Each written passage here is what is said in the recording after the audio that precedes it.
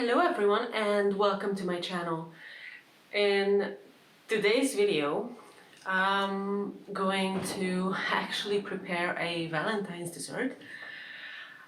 And this video was supposed to come out last week, but I failed to record because of Valentine's Day. I kind of felt that I had a really great reason to buy heart-shaped silicone molds. And also I've been watching Netflix, and Netflix has this series called Zumbo's Just Desserts, where they make fantastic desserts, which pretty much inspired me to actually try this sort of thing out. And I think I created a recipe, even though I don't think that it's too complicated, so I'm going to put the exact measurements down in the description. But what I basically did was I bought strawberries and I got mascarpone, how do you pronounce that? Mascarpone. Mascarpone. And whipping cream. So I decided to make a dessert that is a champagne cream. I wouldn't call it mousse because it wasn't fluffy enough, but it's a champagne cream, champagne mascarpone cream, and it has a strawberry coulis filling. And the idea was that what it was supposed to do is what you see on all these dessert shows, where there are some brilliant people who are making all these awesome stuff. And what it was supposed to do is when you cut it, it was supposed to let the strawberry coulis just drizzle out from the middle. Well, I didn't exactly achieve that for two main reasons. One of them was that the sphere form that I bought was way too small, and the second was because of my impatience. But let's start with how I made this whole thing. Basically, you want to start with your strawberry coulis. Coulis? I'm not sure how to pronounce that. I got 2 big boxes of strawberry. I ate some of it because how could you not? And the rest I just chopped up and threw into a pan. And I added some brown sugar to it, mixed it up and waited till it boiled and till the strawberries got softened a bit. I didn't exactly wait till it properly reduced, because I was impatient. I used a stand mixer kind of thing to actually make it into a puree, and then I sieved it through a fine mesh sieve to get the seeds out, because you just don't want that sort of thing in your cream. It's not a pleasant experience. So what I did after that, I put it in the mold and I popped it in the freezer. I actually did this over a few days, so I don't know how long you would have to keep it in there if you wanted to make it within a day, but I suppose 1 or 2 hours at least in a normal freezer. If you have some sort of fancy thing like a blast freezer like they do in shows, absolutely no idea. I don't know how those work and how fast they work, but they probably work faster than normal. So what I did next was I actually mixed my cream up.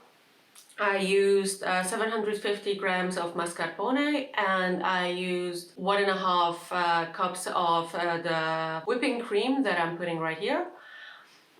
I just basically whipped that all together with some powdered sugar. It was approximately a half box of powdered sugar, so that would be like 125 grams. But I also added some of this gold glitter powdered sugar. Not that you can see it, but I wanted to test if there was any way you could see it in the cream. You can't, so don't waste that type of thing for this. It's not gonna work. I basically just mixed that all together, and then what I did was I took out 4 leaves of gelatine. I cut that up and let it soak in cold water, and I also measured out my champagne. And I wasn't sure how I was going to approach it and how much champagne was actually enough or too much.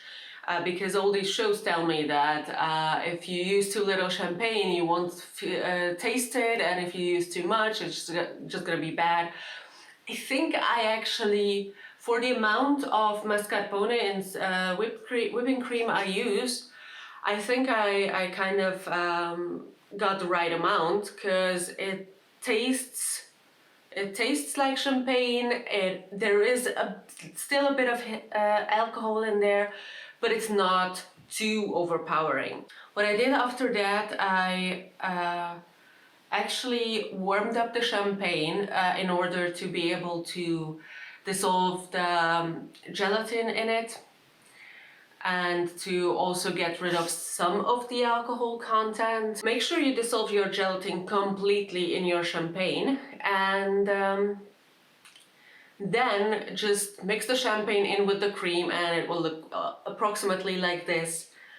And what you do is then you take your silicone mold and you try to layer it in. So the way I did it, as you can see, is I put approximately half of the layers in. You can see that the strawberry bowls are pretty small. I would suggest for this type of mold you need a bigger bowl to actually have that sort of effect in the middle, and then you layer up your cream again.